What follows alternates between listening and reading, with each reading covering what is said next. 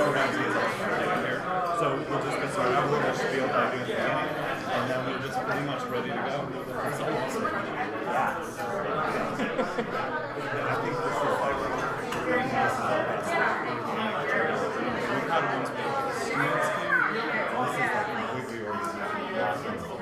Very cool.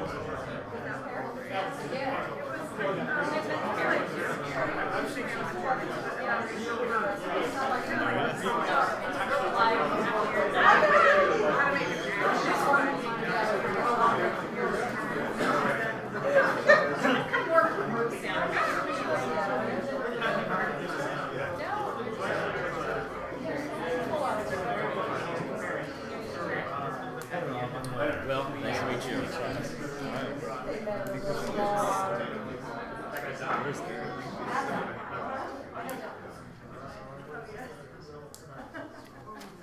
Hey, how's it going, everyone? Thanks so much for coming out tonight. Since this one goes a little bit longer, it's going to be 2.5 hours. I just want to let you know there's bathrooms out there and also back there, but just be mindful of the charcuterie as you're walking back there. So hello and welcome to tonight's meeting of the Hand-Eye Supply Curiosity Club. We are your hosts this evening. I am Tobias Berblinger. This is Will Lacoma. Together we have a number of curious and exciting topics to share with you.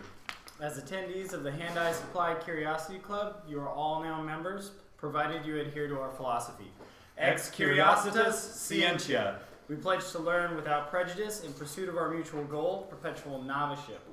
We admit that it is impossible to know everything about anything, and thus we remain perpetually curious and perpetually novice. This is our flag and our mascot, Franklin. The lightning bolt represents the receipt of knowledge, the enlightenment of illumination, the resonance of truths understood. It awakens and excites us and makes us hungry for more. And now, let's give a warm Curiosity Club welcome to Rob Roy.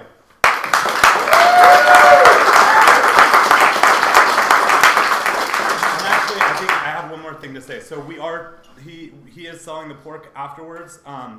And I'm going to set up the square, so if you want to do credit card, we can do credit card, but cash is preferred. So, all right. Cool, thank you. I'm so glad there's so many people here. Obviously, everybody is interested in breaking down a pig. That makes me happy, because that's what I love to do. So, obviously, this is half of a pig. So this is 104 pounds right here. The whole hanging weight, which means after the pig has been gutted, in the slaughterhouse was 208. So probably the live weight would be around 350, 375. So first I'll kind of like talk about the farm and just, kind of go over how the pig got here basically. So the pig grew up in Payne Family Farm, which is near Carlton, Oregon. At this farm, there's one boar, which is the male pig, and 60 sow. So, and this is how it goes pretty much at local, like smaller non-commercial farms. They have one boar to like X amount of sows, and then from this combination, they have babies in all of these different kind of like setups around the farm. So this allows the farmer to keep on supplying what he needs to supply, whether that be restaurants or individuals. So the boar was a Duroc and the sow was a Hampshire. And there's this like kind of buzz about what kind of breed is your pig, and really my feeling is it's not really about the breed, it's about what you feed it and where it grows up and how well you take care of it. You could have the best breed ever and not feed it well and not take care of it, and it's not going to give you very good meat. So when I talk to farmers, I want to make sure that they're feeding the pigs right and treating the pigs right. And at Estrana, we do this really cool thing where we'll go on field trips to farmers, and we're actually visiting them and checking out their farm, and which is really amazing because then you have a really good idea of what they're eating and how their lifestyle is. And the Payne Family Farm is a century farm in Oregon, which means they've been around for a long time. This farm was started in 1873, so it's been around for a long time. What these pigs eat, is triticale, which is a hybrid of rye and wheat. They're also allowed to pretty much eat whatever they want. They have a choice. They're not like fed really specifically. No growth hormones. So they're not trying to fat them up. They're letting them live naturally and eat naturally. But also with the antibiotics, if the pigs get sick, they're going to give them antibiotics because it's kind of cruel not to. So there's kind of a difference between giving them growth hormones and trying to get them fatter for a better sell on the market and taking care of your livestock. So now, pretty much true to a lamb and steer and pigs, you always want to start butchering from the inside out. So the first thing that we're going to do is work on the legs and the trotters and kind of come in. I want to hand out some information. I don't know if I have enough for everybody, but if you guys want to try to just take one and spread it around, this is just kind of like a sheet that shows the major cuts of the hog, shows like the major primals. And we'll go here, I'll give... and Ross is going to make copies. Oh, okay. Okay, great. All right, so let's just go ahead and get into this. I'll start out, before I start breaking it down, kind of showing you guys where everything is. How many people have ever broken down a hog before? Is anybody? Okay, kind of. So you probably are eager for all the information that you can get, right? I don't have the head. Unfortunately, the head was delivered to another restaurant with the other half of this, which is really unfortunate because it's so fun to break down the head, and there's so many different things that you can do with it. Making guanciale, I make porchetta di testo, which basically means a head roll, and I brought a little plate of it. I'll show that to you guys later. Anyways, so the head would be here. And I wish I had it, but I don't. We'll just pretend that we do, and later on I'll kind of go through what we can do with the head and the face and all that fun stuff. So right here we have the vertebra, and then the chine bones, which are kind of the feather bones. And you guys can feel free to like stand up every once in a while if you want to come a little bit closer and check out what's going on up here. The ribs start right here. And you can see the tenderloin, and underneath the tenderloin is the loin, which goes basically the whole length of the hog all the way back.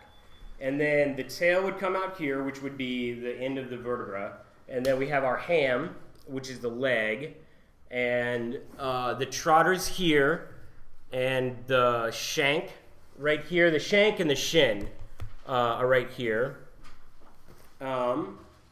And some really nice caul fat that is great to make lard if you guys are into baking and making delicious pie crust. All right, so what I'm going to do is start out with the trotters. We go from the extremities in. And these are, it's a little different. The front, I'm going to start my break basically at the ankle. And if you can see how I'm kind of moving it, and the ankle joint is right here. So I'm going to take the joint apart, basically. On the hind leg, I'm going to do something a little bit different. So I bend it to kind of try to figure out where that joint is. And then I go in with this boning knife, go all the way around. And the bone... The joint is kind of like this. So what I'm going to do is curve my knife around the joint to take this off. Do you prefer questions at the end? No, you guys can just jump in anytime, ask questions as we go. I don't know. Okay. When they split it, do they use a saw? She will though. Yes, yeah. So there's a couple different ways you can split it using a big bandsaw. There's also like a handheld saw that almost looks like a chainsaw, and I got to see a farm slaughter of pigs, and it was really interesting. It was kind of graphic, but basically they'll hoist up the pigs and then take their saw and like just cut it straight down, and then when they get to the head, they usually go to one side or the other so the head stays attached to the whole carcass. You think you could do it with a bow saw? Yeah, I mean you could do it with a hacksaw, but it would take some serious muscle and maybe like the buddy system, switch off every once in a while. Okay, so we have our trotter, and this thing is awesome. If you brine it and smoke it, throw it in a soup, you can make some fabulous stock with it. You can also there's tons of cool things that you can do with it. You can split it and kind of debone it, and then stuff it with sausage, and then sew it back up again and roast it. So another thing that I wanted to say is when we think about what we're doing with the hog, we don't want to think about it as like a triangle. You know, there's not like all this stuff on the bottom that we really don't want to use, and then at the top of the pinnacle is the tenderloin, which is the best thing. We want to think about the hog as like a circle. We want to use everything. Every piece of this has its own potency, and we just have to figure out how to use it in the best way. And another thing going along with that, like the question of why do we want to use a whole hog? The farmers don't just grow pork chops, or there's no like bacon bush or anything like that. So and there's so many parts that we can utilize, like everything. So it's really beneficial to say, meet your farmer, and then purchasing whole animals. Also, it becomes less expensive. You can go in on it with a couple people, and as long as you have like a freezer or something like that, you can use it for a long time. So for this pig, how much did this pig weigh, or how much in total? 104 pounds And for then this how hack. much will you yield out of that of like usable goods? I'm not gonna throw anything away, so we're gonna use everything. Yeah. Yeah, no waste baskets around the butchering. So now I'm going to take off the back leg trotter and a little bit of the bone. What I'm gonna do here is go right above the knee, which is right here. You guys can see that. So I'll make a score all the way around. And then with this, I'm going to get out my hacksaw.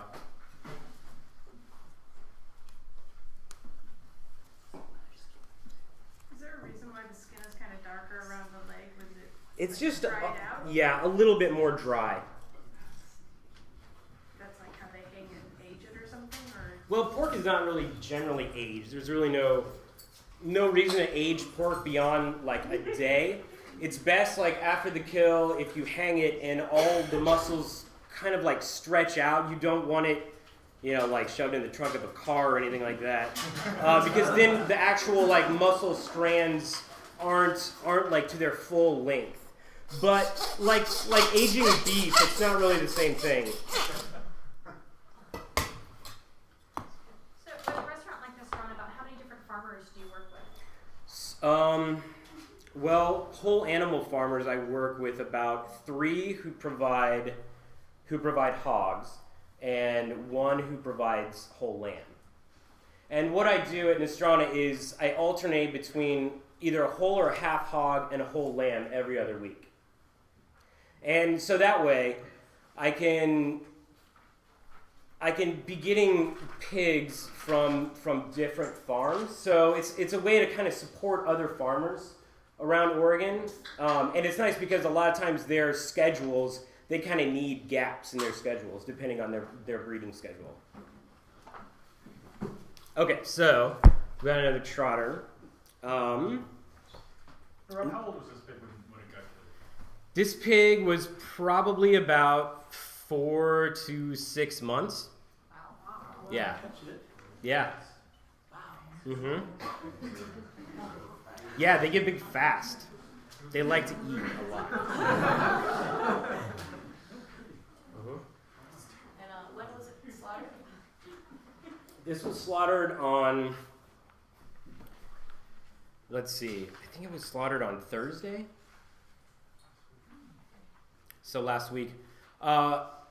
Generally, I get my pigs on Wednesday, which would be tomorrow, and they're slaughtered on Tuesday. I kind of had to reorganize their schedule in order to get this today, Tuesday. Usually I get the hogs like less than 3 days after they're slaughtered. So what for freshness? How long can you keep them in a fresh state before freezing them? If I was not to butcher this today, it could probably hang in a very cold walk-in for like a week or two. Yeah. Yeah, and the larger sections that I keep this in, the longer that it will keep. So if I get in a hog and I know there's a certain part of it that I'm not going to use for a couple days, I won't butcher that. I'll just keep it whole.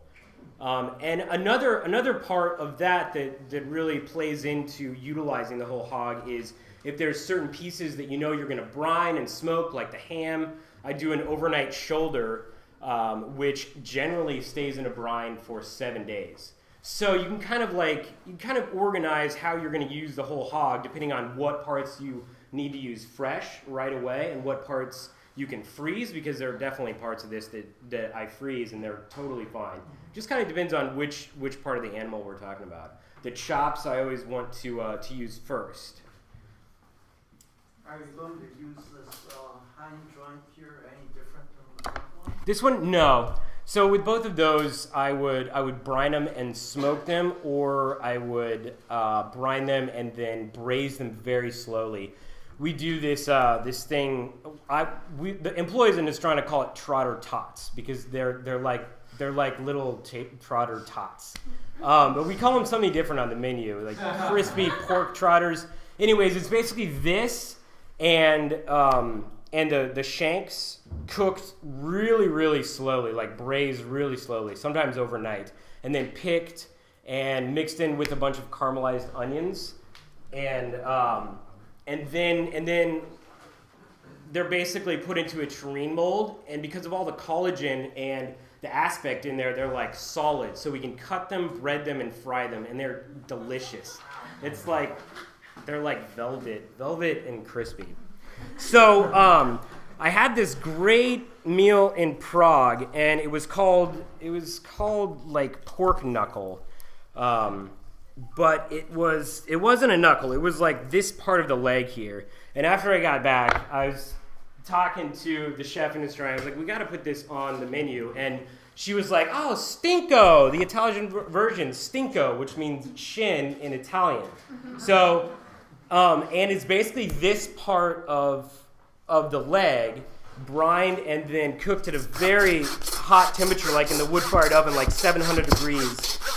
And we serve it at Nostrana, and it'll feed like 4 people. It's really amazing. Have you changed the name for that one too, or did you just? No, it's stinko on the menu. How long do you cook it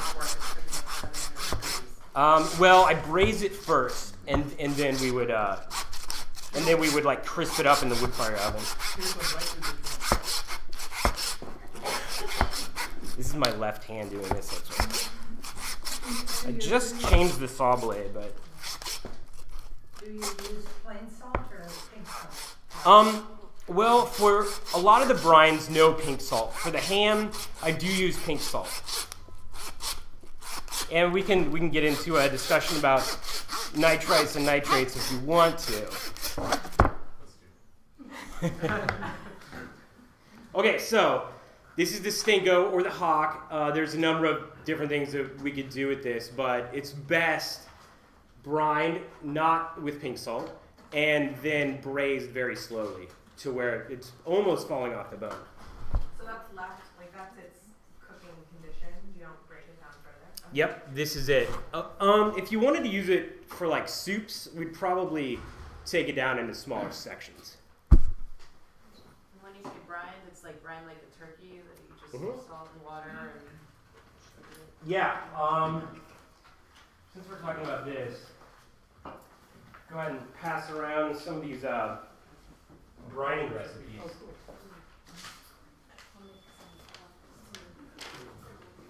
So this is the pork shoulder brine, which is what I was talking about, the one that stays in for like 7 days, which would be this whole part. There's a chop brine and a rib brine. They're all really similar. And you can just play around, add different fresh herbs.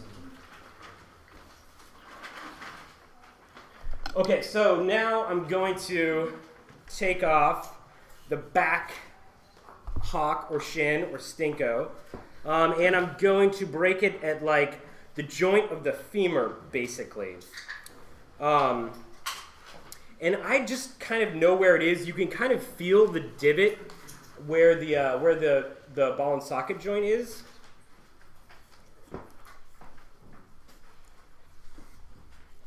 And I'm going into the ham a little bit, into the leg, but there's not a lot of meat down here, so I want there to be some meat. So I'll leave some up in here.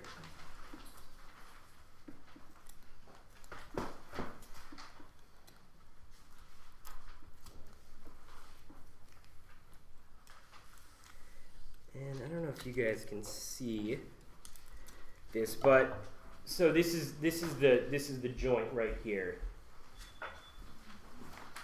and it'll be more apparent. So it's like the equivalent of a hip? No, the hip is right here. So this is like the pelvis bone, and then this sticking out right here is what's called the H bone, AITCH. And that's what connects the leg, the pelvis, to the backbone and the vertebra. So it's kind of like his knee down there. What's that? Kind of like his knee in the way. Mm-hmm.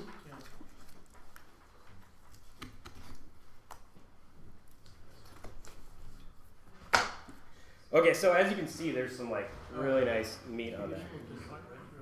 Yeah. So there's. Mm-hmm.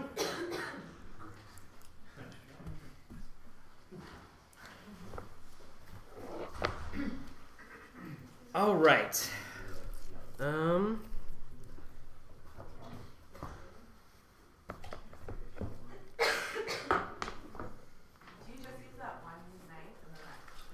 Pretty much, yeah. Yeah, so this is the boning knife. And then, yeah, the cleaver. I also use a really long knife when I'm splitting up the chops. You guys will see that in a little bit. So I'm just going to put this away so you guys don't get too hungry.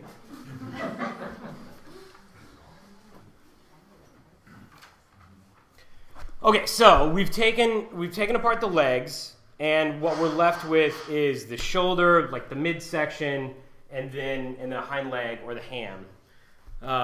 What we're gonna do next is take apart the shoulder, and I don't know in that diagram if it says between the third and the fourth ribs or the fourth and the fifth. That's pretty much what I'm gonna do. So I'm gonna start with the first rib and just count down and find the break between the fourth and the fifth. 1, 2, 3, 4. So it's going to be right here. And I'm going to find the break in the vertebra, which corresponds to that. I think it says second and third ribs. Oh, does it say second and third? Between the picnic shoulder and the belly. Okay. So you could either do... Yeah, this is kind of a cut that... It kind of depends on what you want. So the second and third would be in towards the shoulder blade. So if I make this cut, more of the shoulder blade is going to be inside the parts that I'm going to take apart as the loins. So the blade steak would be in there. And what I usually do at the restaurant is I make a cut that's closer to the head so I can get more loin chops instead of having more meat on the shoulder parts. So I'll go ahead and go up one.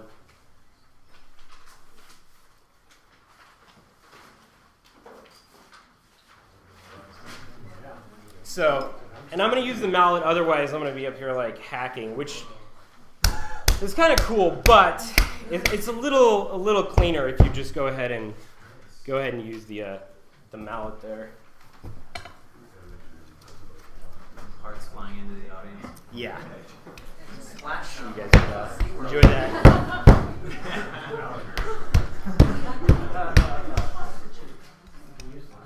Meat world.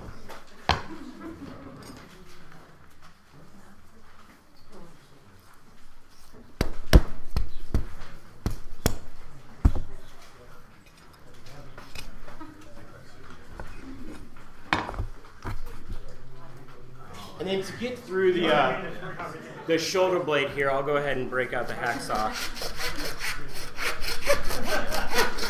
Or they wouldn't know, they would have something. Yeah, exactly. So that's the Boston, is that up in there? Yeah, I'll lift this up and show you guys. Okay, so these are the shoulder, and you can see the shoulder blade in here. And then the very start of the ribs. So the Boston butt is up here, and the picnic is down here.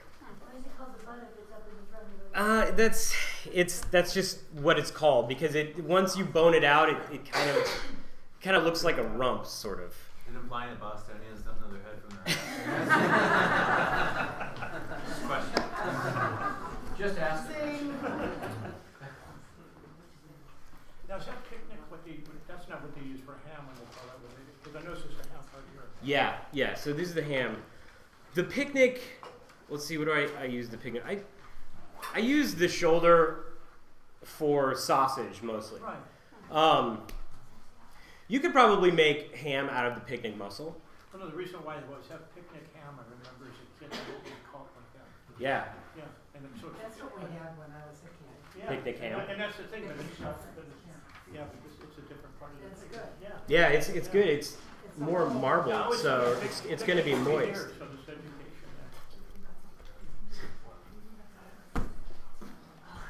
So is it shoulder roast like a shoulder blade roast like a Boston butt? Well, yeah, with the shoulder blade, exactly. It would be up in this area because this is where the shoulder blade is. So, and if you're talking about doing like a whole shoulder blade roast, you'd probably go in further on the loin. So then the shoulder roast would be larger. What's the fattiest part? The fattiest part is the back behind the loin here. So that's where, depending on how much fat you want to leave on your chops, that's where we can take back fat off to make, let's see. Well, there's a lot of, you could render it for lard. You can cure the back fat and make lardo, which I actually have some on the charcuterie plate for you guys to taste. And I also have some recipes for that. We can. Do you just want to like hand start all that stuff out so you guys can look at it while we go?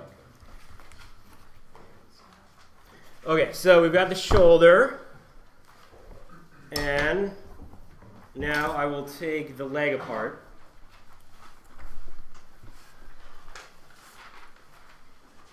How many times do you think you've done this? I don't know. Like definitely a couple hundred. How'd you get into this? I worked at a smokehouse in Duluth, Minnesota for a while. And we did whole animal breakdowns there.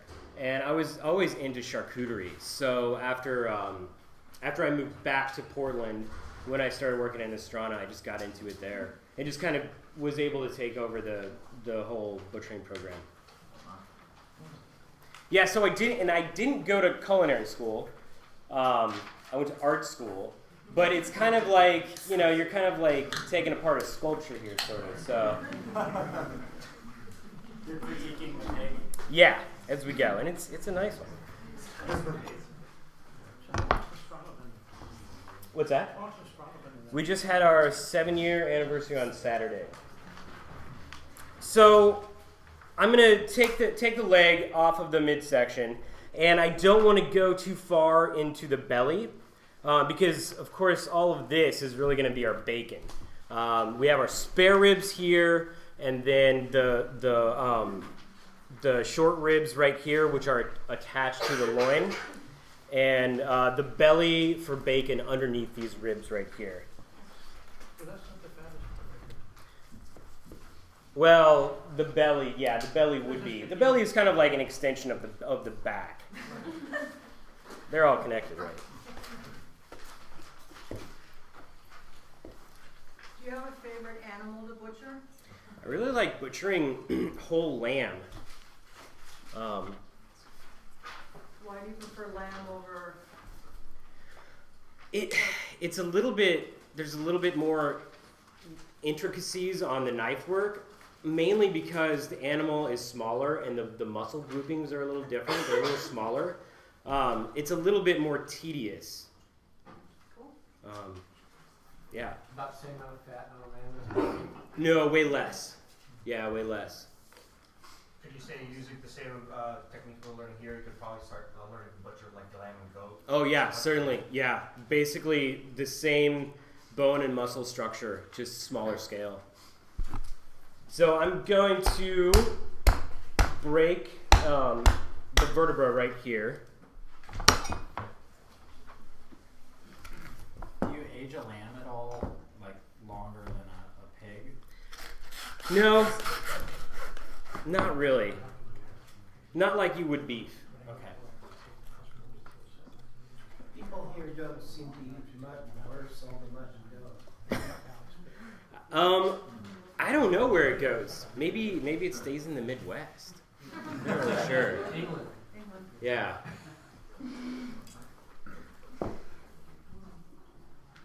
Okay, so what we're looking at here is the end of the loin. And you can see this is like the very edge of the tenderloin, this really red muscle right here. And then we've got the end of the vertebra, and the tail would be here, although it's probably with the head. I don't know why I didn't get the tail if they got the head. That's so then what I was saying earlier, the H bone is right here. So the other part of the leg would be a mirror image of this. And then this is connected underneath this little bit of muscle here to the vertebra. So this whole region basically makes up the pelvis bone. And what do you do with that? With which one? With that whole piece? With this whole piece? Some of the muscles I will use for, at the restaurant I would use for saltimbocca, or there's muscles in the leg that are really tender if you use them right away or if you pound them slightly. And then the other muscles would be made into ham. We could make prosciutto with this, which I don't know if you guys have had prosciutto. I didn't bring any here, but it's definitely like an Italian delicacy made out of the whole leg. Basically, they would leave the shank and the foot on, and sometimes they would debone it, sometimes they wouldn't, and that process is like salting it and hanging it for a long time. And there's another whole leg preparation called speck, which is basically like prosciutto, only it's smoked very, very slowly over a long amount of time. So hams, saltimbocca or scallopini, which are Italian, or pork cutlets, we could make out of some muscles in here. Prosciutto, speck. We could just turn the whole leg bone out into ham. Roast it or smoke it. What about pork rinds? Pork rinds, that's what we'd use the skin for. Yeah.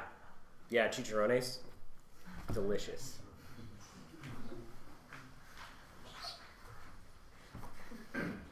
Okay, so before I start skinning and breaking this stuff down, I'll go ahead and break down the midsection and show you guys the bacon and the chops.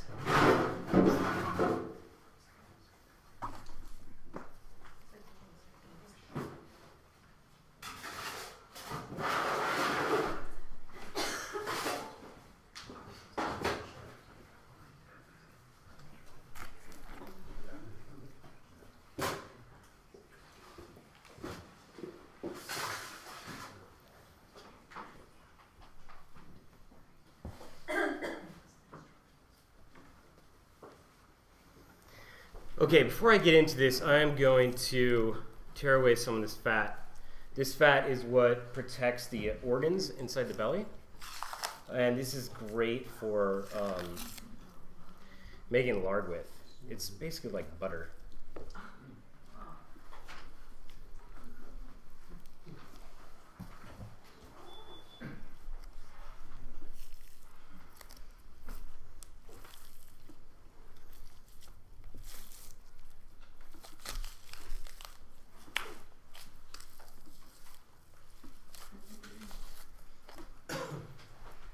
I'm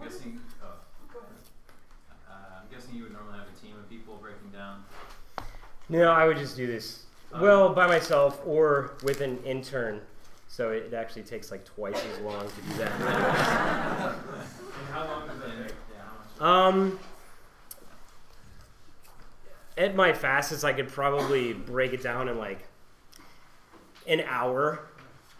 I can break down a whole lamb. I did one today, and it's a lot easier. I'm not breaking, like with the lamb, I would just break it into primals, and that probably takes like, I don't know, 30 minutes or so to do a whole lamb, to break it into primals.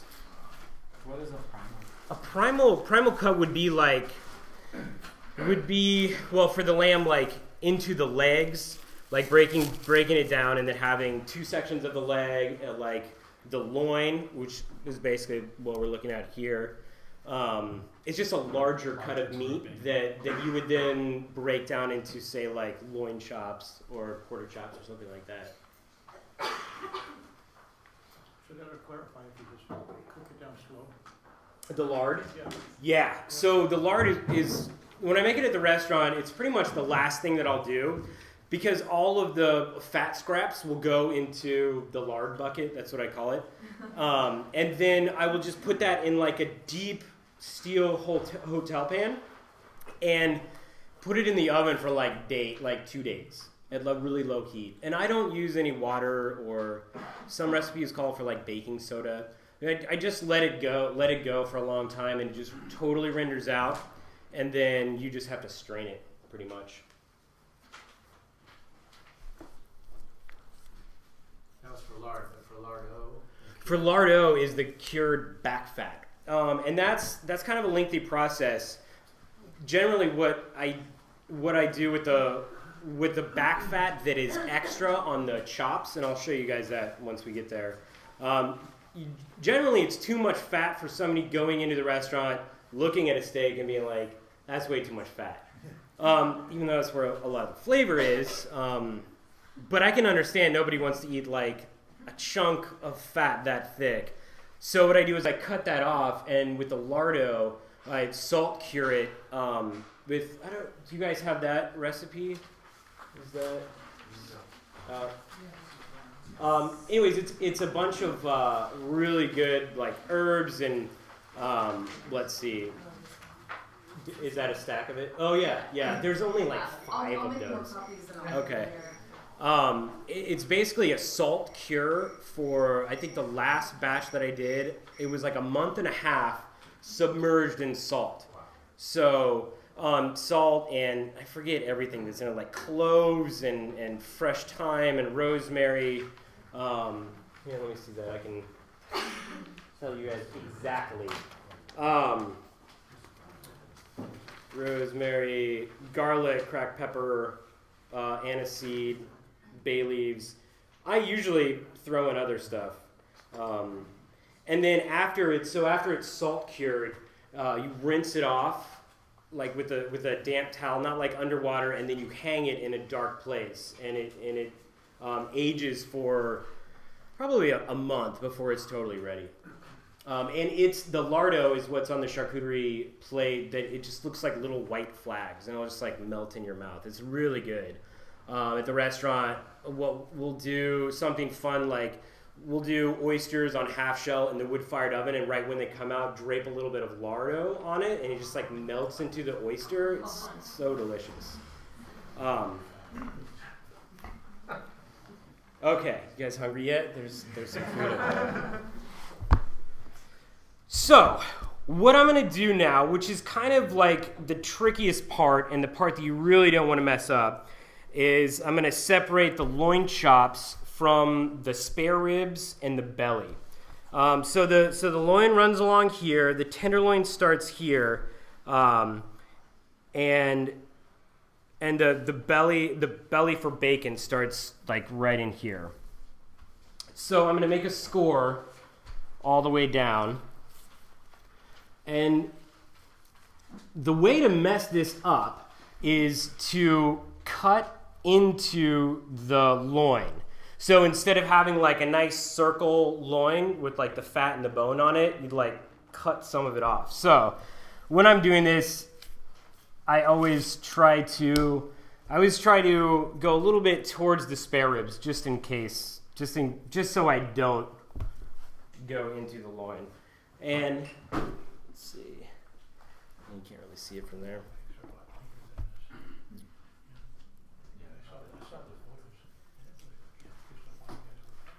So there's no rib bones past this point. So I can go in with my knife into here. And then I'm going to have to hacksaw this line here.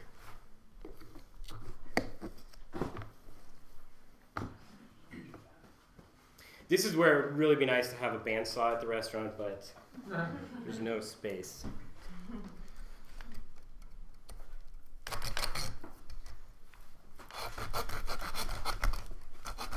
My hacksaw's barely long enough to do it, but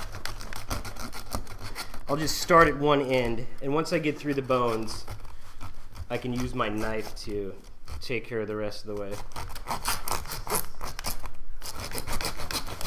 Oh, these wheels probably aren't locked.